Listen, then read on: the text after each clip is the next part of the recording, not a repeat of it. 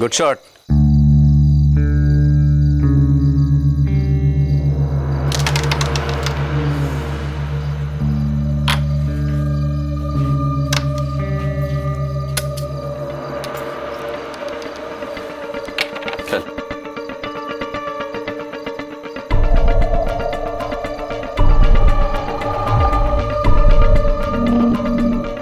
তোর হাবভাব গতিবিধি আমার ভালো লাগছে না রে আসমান। ঠিক আছে, তাহলে আমি আর এই ক্লাবে আসবো না। এই দেখো, এই তোর সঙ্গে কি আমাদের একদিনের সম্পর্ক? হ্যাঁ, তুই একটা অদ্ভুত জীবন কাটাচ্ছিস।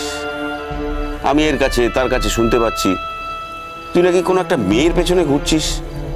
কেন, তুই কি তাকে ভালোবাসিস?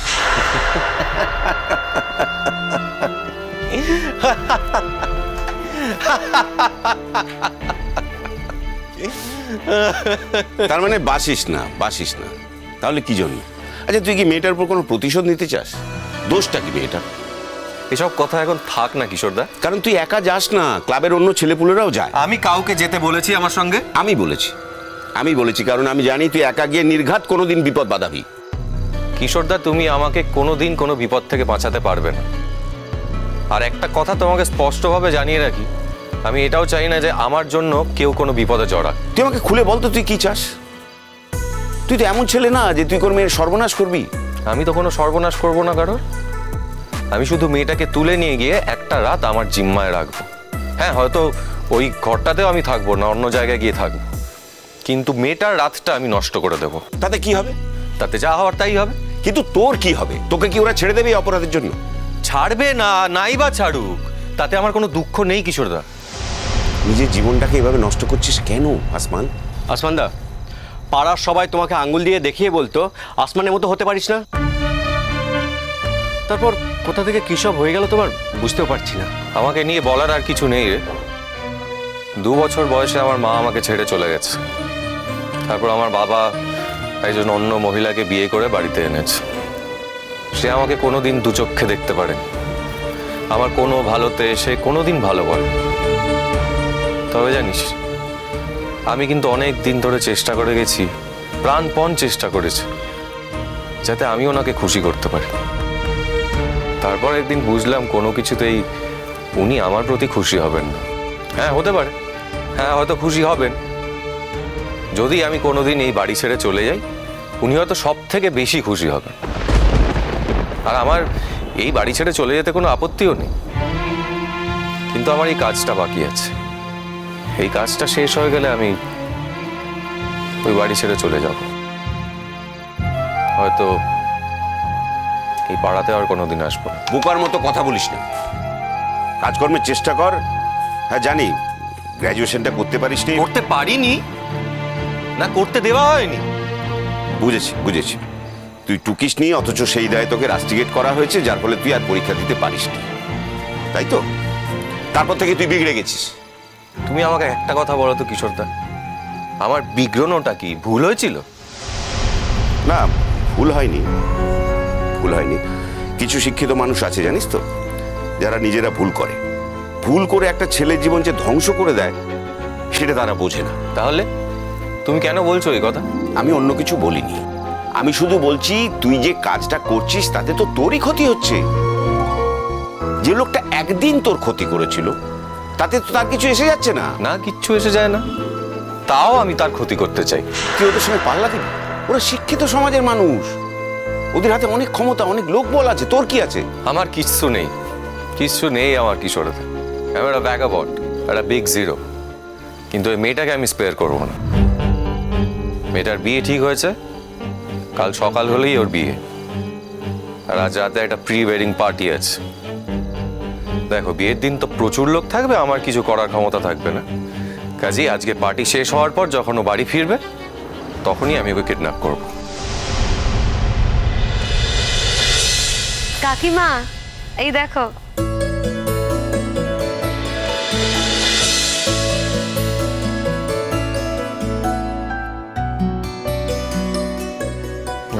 কি রে, রেডি? হ্যাঁ। বাবা তোতা, কি সুন্দর লাগছে রে তোকে। Cocoa, beautiful. দারুণ। হ্যাঁ, আমার তো যাওয়ার খুব একটা ইচ্ছে ছিল না, কিন্তু তোতা রানী জোর করেছে তাই আমি যাচ্ছি। যাচ্ছ যাও, তোমার দায়িত্ব হলো তোতাকে নিয়ে 10টার মধ্যে বাড়ি ফেরে, কেমন? হ্যাঁ রে, আমার গাড়িটা নিয়ে যাচ্ছিস তো তোরা? না মানে আসলে তোমাদের গাড়িটাও তো লাগতে পারে না, তাই রূপ বলছিল একটা গাড়িও অ্যারেঞ্জ করেছে, সেটা করেই কেন, বাড়ির যখন গাড়ি আছে তুমি ওরা অ্যারেঞ্জ করা গাড়িতে যাবে কেন? না মানে বিয়ে বাড়ি তো মানে তোমাদের তো গাড়িটা লাগতে পারে, আর তাছাড়া একটা এক্সট্রা গাড়ি যখন আছে তখন সেটাই ইউজ করি না। থাক, তবুও তুমি বাড়ির গাড়িতেই যাবে। আরে বাবা, আমাদের কোনো কাজে লাগবে না। আর তাছাড়া আমাদের এখন কাজ বলতে তোর শ্বশুরবাড়ি থেকে ওই অধিবাসের তত্ত্ব আসবে। আমাদের কি কাজ আছে? আমাদের কোথাও বেরোনোর নেই, কিচ্ছু নেই। হাত পা ছড়িয়ে আমরা সবাই মিলে আড্ডা দেবো এখন। যা যা, গাড়ি নিয়ে যা। হ্যাঁ, আমি তো খুব মিস করব। ওফ কোকোদি, তুমি বারবার মিস করবো বলো না, যতবার বলবে মা তত রাগ করবে। আচ্ছা আচ্ছা, ঠিক আছে, আমি আর বলবো না। যাচ্ছ যাও, সময় মতন ফেরত এসো, নাহলে উনি তো আবার টেনশন করবেন, আমাকে দৌড় করাবেন তখন। তুমি আবার কোথায় দৌড়বে? আমি কোথায় দৌড়বো মানে? তুমি ঠিক সময় মতন না এলে তো আমাকে দৌড়তে হবে, উনি তো আমাকে দৌড় করাবেন। তুমি কোথায় আছো, কিভাবে আসবে, কখন আসবে, এ তো আমার দায়িত্ব হয়ে যাবে। না, সময় আসবে। শোন না, তোরা এক কাজ কর, বেশি দেরি করিস না, 11টা 12টার মধ্যে চলে আয়। 11টা 12টা মানে খবরদার না, ভোর 4টে দধিমঙ্গল, তোমাকে সকালে উঠতে হবে, একদম না। হ্যাঁ, ঠিক ঠিক ঠিক, তাড়াতাড়ি আসবি। আমার একদম পছন্দ ছিল না তোমার যাওয়াটা, নেহাত অনেক আগে থেকে কথা দিয়ে দিয়েছো তাই। বৌমা থাক না, যাক যাক, তো 6টা বাজে মাত্র, অতটা বাকি, এখন প্রায় 6টা বাজে, কিন্তু তুমি 10টার মধ্যে বাড়িতে ঢুকে পড়ো। হ্যাঁ, যাক, আনন্দ করার কালকে করো। বাড়িতে এখন কত আনন্দ বলো তো, কত লোকজন এসেছে, তোমার খুড়তো পিসিরা এসে গেছে, আনন্দ আছে না? ঢুকে পড়ো বাড়িতে 10টার মধ্যে। বললাম তো আমি 10টার মধ্যে চলে আসবো। তাহলে এখানে দাঁড়িয়ে দেরি করো না, তাড়াতাড়ি যাও। হ্যাঁ, তাহলে আমরা আসি। বাইরে গাড়ি দাঁড় করানো আছে, আমি ড্রাইভারকেও বলে রেখেছি। যা, ওঠ, বেরিয়ে পড়, যা। দেখিস, দুই সুন্দরী মিলে যাচ্ছিস, আবার যেন কিডন্যাপ না হয়ে যাস। এই সব অলক্ষণে কথা বলিস কেন রে? হ্যাঁ, বারে আমি কি বললাম? আমি তো বললাম কি সুন্দর দেখতে লাগছে ওদের, যেমন আমার বোনকে তেমন কোকোকে। আর তুমি এমন ভাব করছো যেন দুনিয়ার সমস্ত দুর্বৃত্তরা দাঁড়িয়ে আছে ওদেরকে তুলে নেওয়ার জন্য, ওদের যেন আর খেয়ে দেয়ে কাজ নেই। তুই কি বলছিস বলতো? তুই আবার এই কথাগুলো বলছিস? হ্যাঁ বলছি, কি করবে তোমরা? মেয়েটাকে অ্যালার্ট করে দেবে? আমরা মেয়েটাকে চিনি না, আমরা কি করে অ্যালার্ট করব? তুমি চেনো না, অন্যরা তো চেনে। তোর কি মনে হয় আসমান, আমরা কি তোর বিপক্ষে যাব?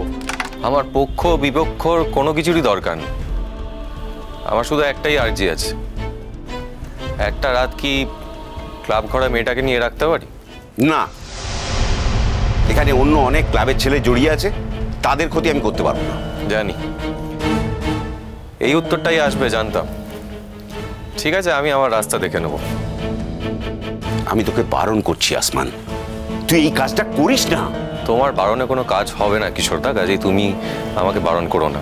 একা একা তুই এই কিডন্যাপটা করবি কি করে? যারা তোর সঙ্গে থাকবে বলেছে তারা শেষ পর্যন্ত থাকবে? কিশোরদা, আমি অন্য কাউকে জড়াতে চাই না। সমস্যাটা আমার, সমস্যাটা তো অন্য কারোর নয়। কাজেই অন্য কারোর বিপদ আমি ডেকে আনতে চাই না, আর আমি এখান থেকেও কাউকে ডেকে নিয়ে যাবো। হ্যাঁ, তুই মরার ফোন দিয়ে আসছো তাই না? যাও না, ওখানে যাও। ওখানে গেলে তোমাকে আর কিডন্যাপ করতে হবে না, ওরাই ধরে তোমাকে থানায় নিয়ে যাবে। দেখ, আমরা 3-4 জন তোকে ভালোবাসি, তাই তোকে আলাদা করে ডেকেছি কথা বলার জন্য।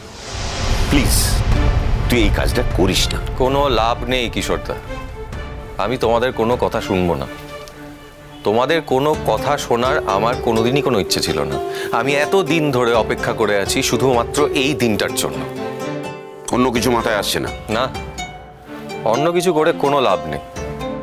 এই মেয়েটা ওর বাবার বুকের কলিজা, এবং সেটাই স্বাভাবিক। সব বাবার কাছেই তার মেয়েরা তাই। মেয়েটার একটা বড়লোক ছেলের সঙ্গে বিয়ে ঠিক হয়েছে, এবং আমার ইচ্ছে ওই বিয়েটাই গন্ডগোল পাকিয়ে দেবো।